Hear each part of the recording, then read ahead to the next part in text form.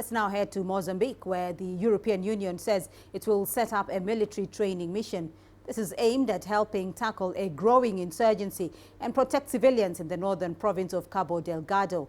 The mandate of the mission is set to last 2 years.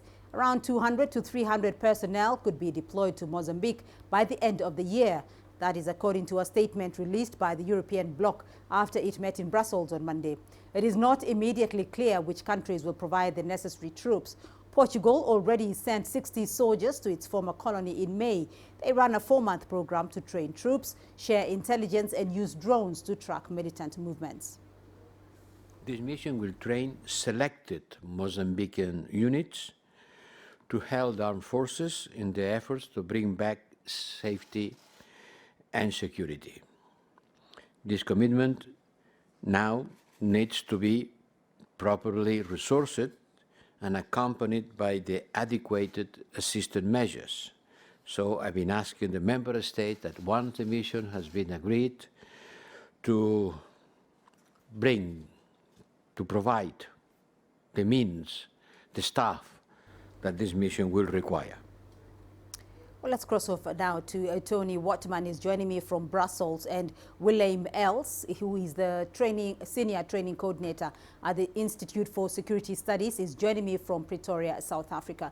Tony, first to you though, the European Union has agreed to assist Mozambique by sending a training mission there.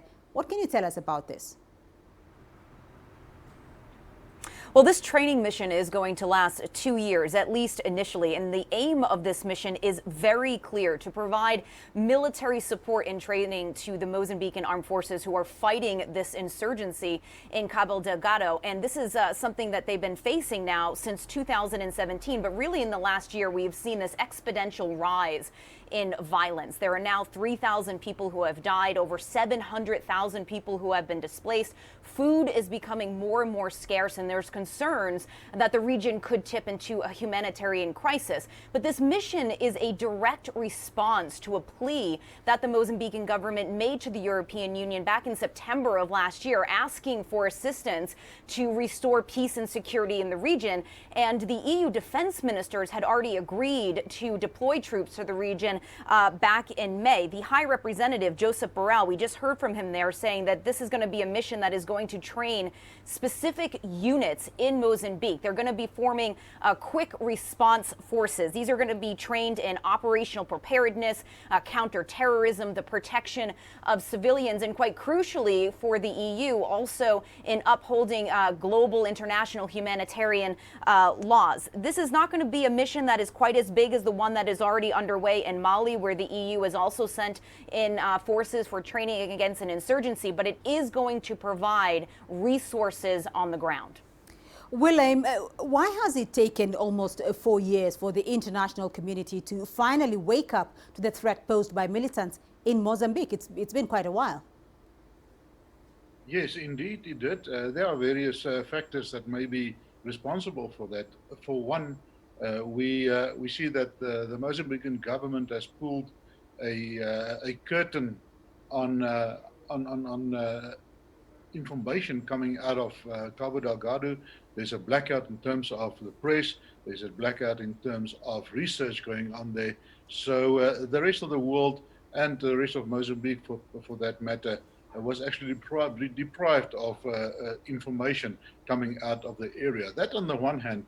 On the other hand, you know, we live in a pandemic in the world where a lot of countries have got their own challenges at the moment, more focused on surviving, etc., etc., and that take a while.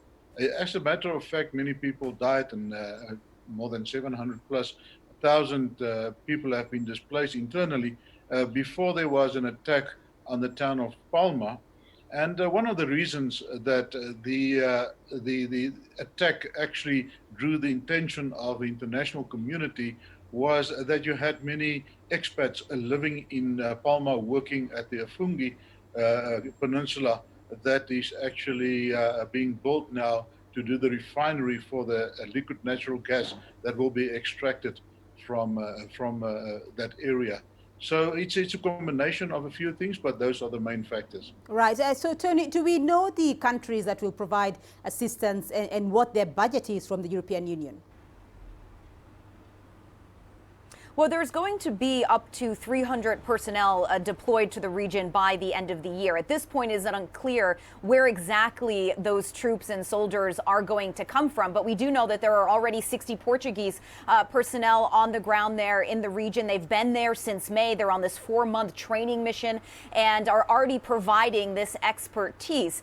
Portugal has said that they are willing to provide 50% of the manpower that is going to be required for this mission, and also to provide the commander on the ground, a brigadier general with 38 years of experience in this type of international missions. France, Spain have also come out and said that they could provide troops to this region. Germany and the Netherlands, on the other hand, said that they will not be providing troops on this mission. When it comes to that price tag, though, there has not been a number placed on this mission, but we do know that these things do not come cheap.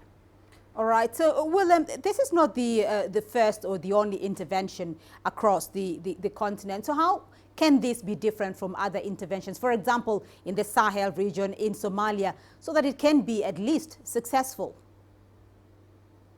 It can be successful if we learn from mistakes being made in the other interventions. We say there's, as you mentioned, intervention in Somalia, intervention in the Sahel. So we have to learn from those mistakes. There's also international interventions in Afghanistan that did not go so well as in Syria. So we have to learn from those mistakes. We have to build on the good, and then also take into consideration the local dynamics of the scenario that needs to be challenged. All right, Willem Els joining us there from Pretoria, and Tony Waterman in Brussels. To you both, thank you.